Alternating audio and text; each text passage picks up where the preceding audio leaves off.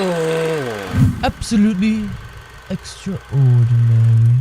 What's up guys, Manime here, and today we're going to be reviewing the top 5 anime that you probably haven't seen.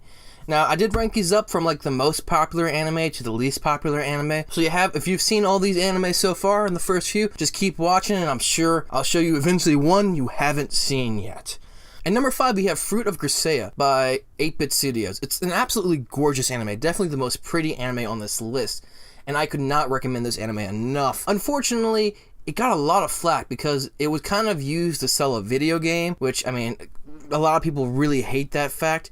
But other than that, I mean, the anime standalone is great. The storyline that it follows is just amazing. Like, I love, like, this guy, Yuji Kazumi. He goes into this crazy school where, like, only 6 students are at, and just, like, shit goes south so quick. I mean, this anime gets crazy. It does get pretty dark, I do admit, but it's, like, it's still a harem, but not in a bad way. Like, I hate harems that, like, follow stereotypical tropes, but luckily this anime actually avoids those. I mean, trust me, it has the tropes, but it almost mocks them in a way, and it's, I don't know, it's definitely like a really refreshing anime to watch, and I would highly recommend watching this anime if you haven't seen it already. In the number 4 spot, we have Medaka Box and Medaka Box Abnormal. This is a kind of like a duo because Medaka Box and Medaka Box Abnormal is like first season and second season, but there really should have just been one season. I don't know why they separated it into 2 parts. I would highly recommend this anime to anybody who likes really cool fight scenes because this anime has a lot of them. It's kind of the school life anime where the main character goes around and doesn't have any actual superpowers, but like his best friend has like the best superpowers of all time. And it's kind of cool to see how he reacts with it, how he handles it, and it doesn't actually hold him back. It's really neat to see how he deals with his own problems and fights his way up. It's also got kind of like a One Punch Man feel in the fact that everybody has really unique powers. Like there's no stereotypical like, oh, I have such and such superpower. Everybody's powers make sense kind of like in a sciencey way. And it's really well thought out. Like, there's no, like, plain characters. There's no boring characters. All the characters are fun and energetic, and it's just a great anime to watch. And God, I hope there's more. I hope they release another season. And in third place, we have Girls in Panzer. And I have to admit, this one's like my little guilty pleasure. Like, I don't know what happened. I found this anime in the corner of some weird website, and I was like, oh, let me just give this one my 3-episode rule. And then finished it the same day. It's like 12 hours later, I'm just sitting there like, whoa, I'm done. What did I do? I don't know. Like, this anime was just so surprisingly good. Like, I think the problem with this anime and why it's failed is because everyone kind of sees it and thinks, wow, that's a retarded concept. And I kind of agree, but it ended up being really good. As a matter of fact, one of the main selling points of that anime is that you really do just watch cute girls fight each other in tanks for sport. And it follows kind of like the classic like sports hero storyline where they start off as like the nobodies, the rookies who are just starting back up from like losing last year's competition, and they go on to the big competition and they're doing great and all this stuff. I don't know, I can't tell you enough about this anime. If you love sports anime and you can get over the fact that they're little girls driving tanks, go watch this anime. And in second place, we have Tana Cocoon is Always Listless. Now, this anime is just absolutely amazing, and it is actually my favorite anime on this list, but surprisingly, it hasn't done as well as I thought it would do.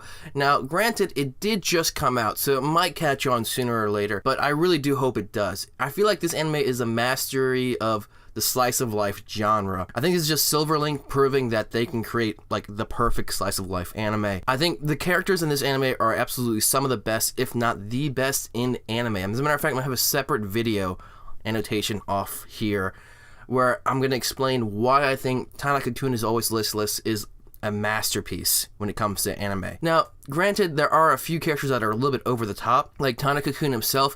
He's a little bit too listless to be realistic, but all the other characters in the anime are absolutely perfect. I think they're crazy, or they're kind of quirky, but they're not over the top to where they're fake. It just feels so real and it's so genuine that when you're watching this anime, it feels like you're just like hanging out with friends, people you know, because these characters seem so real. Now, the anime doesn't have a story, it doesn't have a plot line, and I think that also kind of helps like push the anime. So if you're okay with an anime that's kind of slow paced, relaxing, but like has really, really good characters, please go watch Tana Cocoon is Always Listless. As a matter of fact, if you don't even like that shit, go watch it anyway, because it is just that good.